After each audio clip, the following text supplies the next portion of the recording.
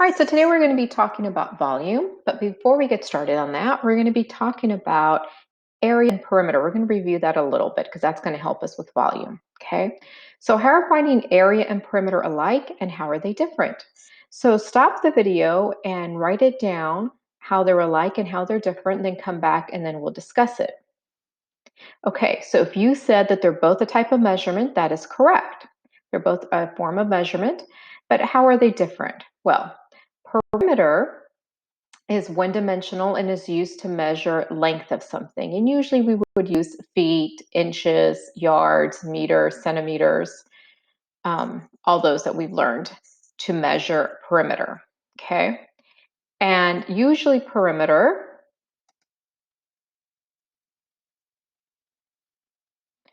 is how much something is around an object. So for example, if this was my square, whatever it might be, let's say it was my desk, if I wanted to find the perimeter. So perimeter is how much something is a measurement around something. So I would add up all the sides. So this is 2. So if this is 2, this is 2. So that would be 4. If this is 3, this is 3. That would be 6. And 6 and 4 makes 10. So the perimeter would be 10. Okay. But area is how much something is on the inside.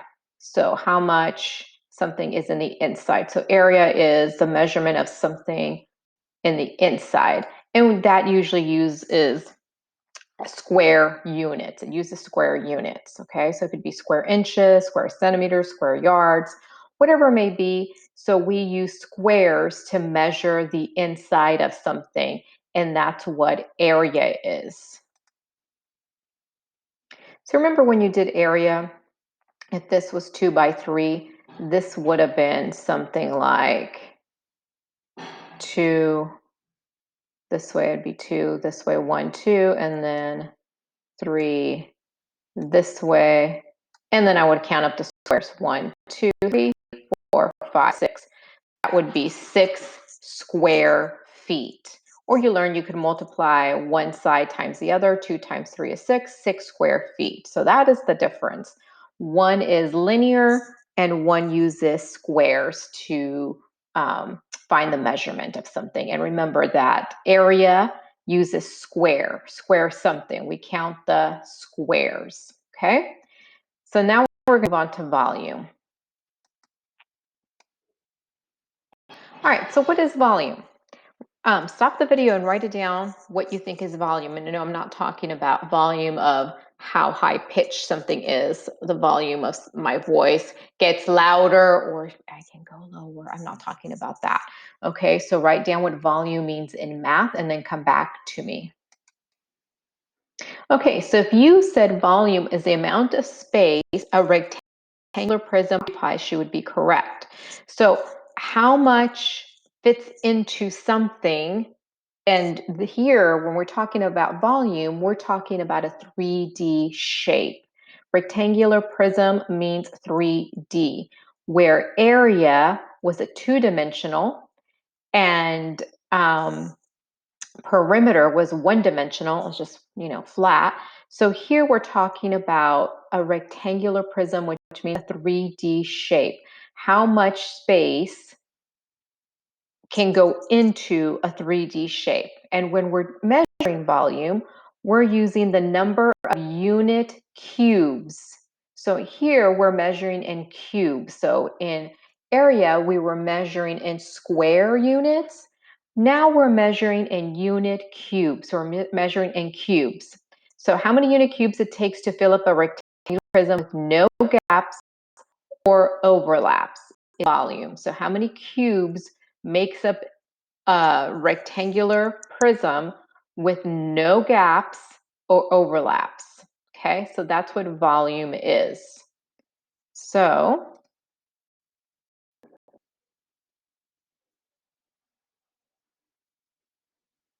okay, so let's look at our cube here. So before we get started, let's look at what a cube is. So a cube has all the sides are the same. It's made up all of the faces. So a face, remember, is the flat part of the shape. So here's the face, here's the face, here's the face, back there's the face, back there and back there. If I were to count them up, I'd get 1, 2, 3, 4, and then 5 and 6. I would have 6 phases, okay? And then edges. Edges are just the lines that make it up. So this one would have 1, 2, 3, 4, 5, 6, 7, 8, 9, 10, 11, 12 edges. And vertices are just the corners, okay? So here is a cube. So a cube has the same length and width and height. So the same length, the same width, and the same height. So think of it as a square. So they're all squares. So this is a square. So all the squares put together would make up a cube. So all the sides are the same. Okay? So keep that in mind when we're talking about a unit cube. So a cube, think of it as a square. It's made up of squares. So it's all the sides are the same. Okay? So when we're measuring rectangular prisms, this is what we're talking about. We're talking about counting up how many squares would fit inside something, okay? All right, so when we are looking at volume, a unit cube is a cube with each edge being 1 unit long. So a unit, we're calling it a unit here. And remember, this could be anything. We're going to start off with the unit, but then we'll explore. It can be anything. It could be 1 centimeter, 1 yard, 1 foot. But for right now, we're just going to stick to 1 unit. So the unit is 1. So the volume of the cube is 1 cubic unit because we're measuring it in cubes. So we call it a cubic unit. The volume of an object can be measured by filling it with the unit cubes without any gaps or overlays. So that's what I just said.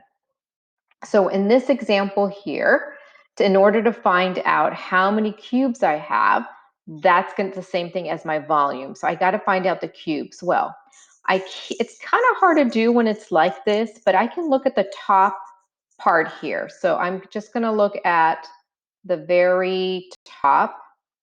And I notice this 1, 2, 3, 4, 5, 6, 7, 8, 9, 10, 11, 12.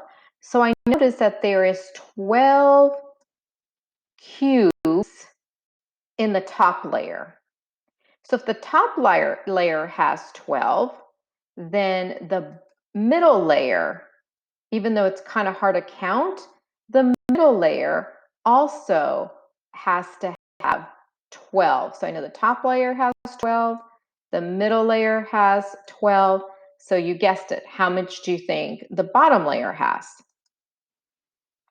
So if you said 12, you would be correct because there's 12 in the top that I can clearly see, and they're stacked up right on top of each other. Remember, there's no gaps. There's no kind of stacking it kind of like on top. It's clearly on top of one another. So if there's 12 here, there's 12 here, and there's 12 here, I know 12 plus 12 plus 12 is 36.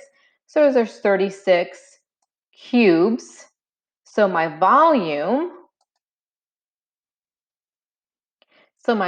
is also 36, but I would call it 36 cubic units because 36 cubes make this up. It takes 36 cubes to fill up this shape. Okay, so now let's do the bottom one. So the next one, also the same thing. I can clearly see 1, 2, 3, 4, 5, 6, 7, 8, 9, 10. So I know there's 10 in the top layer. So if there's 10 in the top layer, there's got to be 10 on the bottom layer, even though I can't really see it, but I can't see the ones in the back, but I clearly see 10 here. So I know there's 10 here and 10 here. So that means I have 10 and 10 is 20. I have 20 number of cubes, which makes it that I have 20 cubic units, okay? 20 cubic units. So far, I think it's pretty easy, right? All we're doing is counting up the cubes, counting up the top layer cubes, and then we're adding the next layer and then to the next layer if there was another layer. This one had 3 layers. So we're counting 1 layer and then adding on, okay? Pretty easy, right? Okay. Okay, so let's look at this one. Find the number of cubic units and volume. So same thing. I'm going to start with the top layer. I'm going to count 1, 2, 3, 4, 5. So I know if there's 5 here, I'm going to count by 5s. 5, 10, 15, 20. So there's 20 cubes in the top layer. So if there's 20 cubes in the top layer, how many are in the middle layer? That's right, 20. So if there's 20 in the top, 20 in the second layer, how many are in the bottom layer? Correct, also 20. So I'm just going to count them up, 20, 40, 60. How many number of unit cubes? 60. What's my volume? So my volume is 60 cubic units, okay? You try number 10. So stop the video, try number 10, and then come back to me and see if you got it right. All right, so if you said 24 cubes, so 24 cubic units, you are correct. Because if you count, there's 1, 2, 3, 4, 5, 6. There's 6 in the top layer. So that means there's 6 in that layer. There's 6 in that layer. And there is 6 in that layer. So I have 1, 2, 3, 4. 6 times 4 is 24. 24 cubic units, okay? So you try, stop the video, do 11 and number 12, and then come back and check your answers.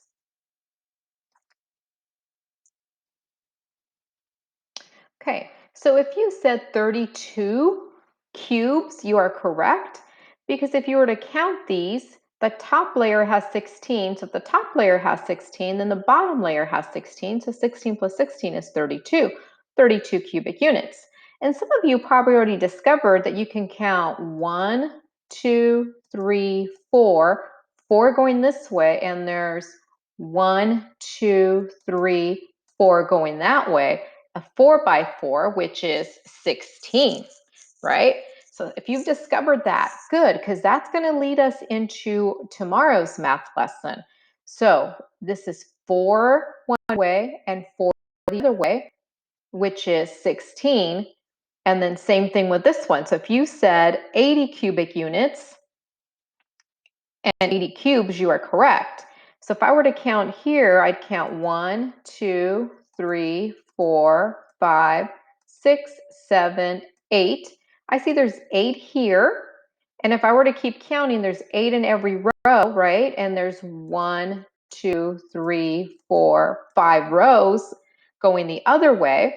So 8 and 5 makes 40, or I could count every single individual one and still get 40. But if you found out that trick, that's going to help you for tomorrow. Knowing 8 this way and 5 that way makes 40 altogether, like finding our area, right? Does that kind of look like area? So that's what we're doing, right? So we're finding kind of like the area here and then the area down here. So we get 40 and 40, which makes 80, okay? So ponder that. If you didn't discover that, just know that I can take these numbers, 8 and a 5, to make my 40 to get my top layer. And if my top layer is 40, then my bottom layer is 40.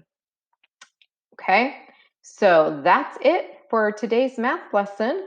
All right, I hope you found it kind of easy because we're going to be building onto this. All right.